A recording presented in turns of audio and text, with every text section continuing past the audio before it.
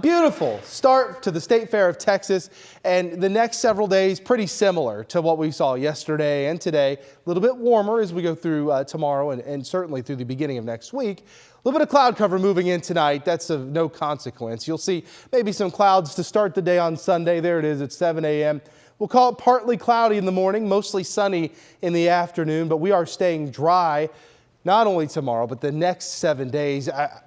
We need some rain, honestly. We have some pretty widespread moderate to severe drought across North Texas, especially from I-20 and north, and we have no rain in the forecast over the next 7. Then we go beyond the next 7.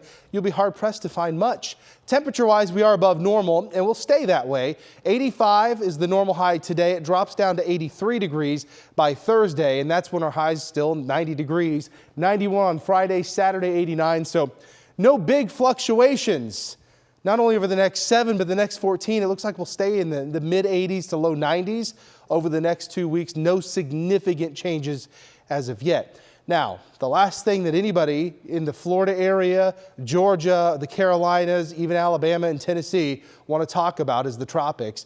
However, we have a lot going on. So we take a look at what's happening now. There's a couple of systems already. Hurricane Isaac, which is what we would call a fish storm. It's just kind of drifting in the North Atlantic. It's not going to do much. We have Tropical Storm Joyce, also not expected to be a problem.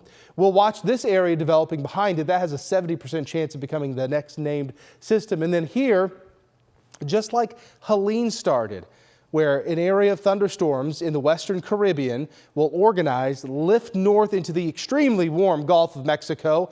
Right now, it's a 50% chance of formation over the next 7 days. That's likely to go higher, and I know there's going to be a lot of questions onto, well, where is this going to go? Is this going to go toward the Texas coast, the Florida coast? It's a little too early to say.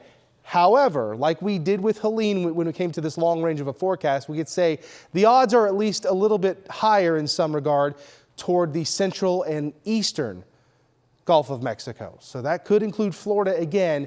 We'll keep an eye on it, something you should monitor too. Tonight, 65 degrees, dry, cool, light winds, partly cloudy. Tomorrow, 88, warm.